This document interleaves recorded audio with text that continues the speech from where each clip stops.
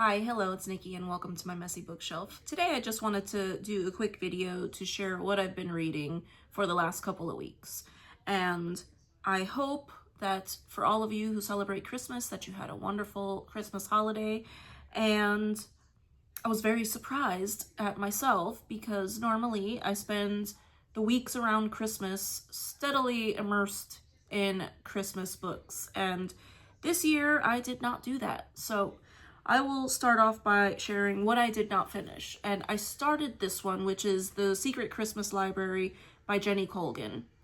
Seems like it's going to be a wonderful book for next year. I just was not in the mood. I read the first couple pages and decided I wanted to continue on with some other things. So this one follows a young woman who is a book hunter, an antiquarian book hunter, and she is trying to locate a book in a Scottish castle in a family library. First couple pages were great. I just was not in the mood for that, so I did put it down. And the only Christmassy type of reading that I did this year, which is, I think, the first time ever in my life that I, like I said, was not all in the Christmas books, was I read one of the stories out of this collection, the Christmas Crimes at the Mysterious Bookshop collection. And all of these are short stories written by different authors that somehow have to feature this mysterious bookshop and a crime of some sort. So I did read the first short story in the collection. It was about 30 pages, and that one was called, I think, Black Christmas. And yeah, Black Christmas. And that one was about a man who is trying to get back with his ex-girlfriend. And he meets her on Christmas Eve, and their whole story unfolds over the course of that Christmas Eve all the way up until the next Christmas Eve. And it took a very dark turn that I was not expecting, but it was very good. I liked it a lot, and I will be able to return to this whenever I am in the mood for a nice Christmas mystery.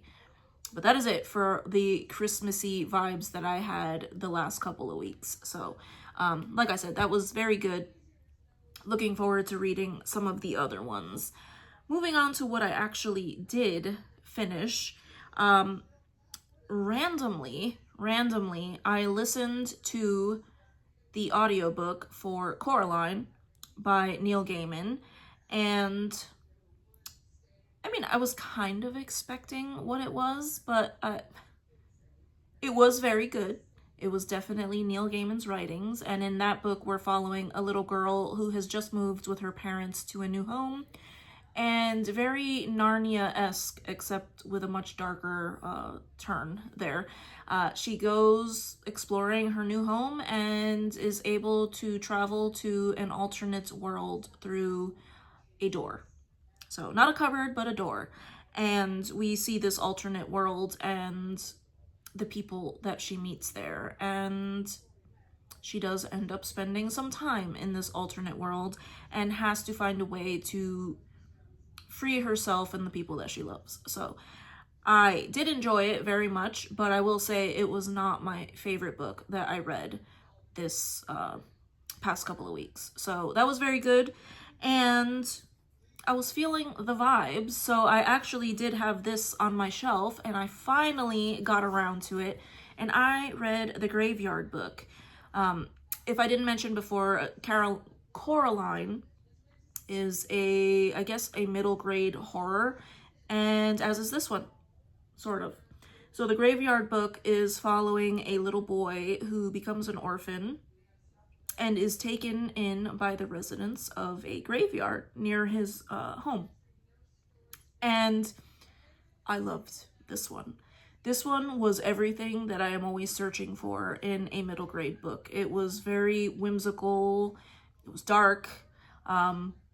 I loved the characters. There were so many fun characters in this book, and I just loved it. I loved hearing about his life in the graveyard and as he is trying to interact with people on the outside of the graveyard as well and learning to grow up.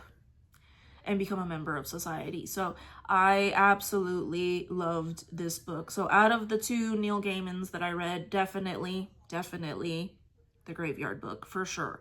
So I read those two, or I listened to one, read the other. Next, I'm still in this mood, I guess. I did finish the one that I had started, and I think I mentioned it in my last video, The Night She Disappeared by Lisa Jewell. Finished this one. This one follows an author. She moves to a new home, and she is living with her boyfriend, who is the new headmaster of a very, I guess, prestigious college in the country outside of London. And they discover that a year prior to this, a year prior to when they moved in, a young mother had gone missing and left behind her mother and her small son. And we start seeing clues, we start meeting people around the village and kind of piecing together what happens. This one, again, very suspenseful, very twisty and turny, and all the things that I like in a thriller. The ending, I was not expecting the ending that we had, and I don't want to give anything away, but it was very good. So I enjoyed it a lot. And yeah, I'm slowly making my way through all of her books. I've just been in that mood this year, I guess. So enjoyed this one very much.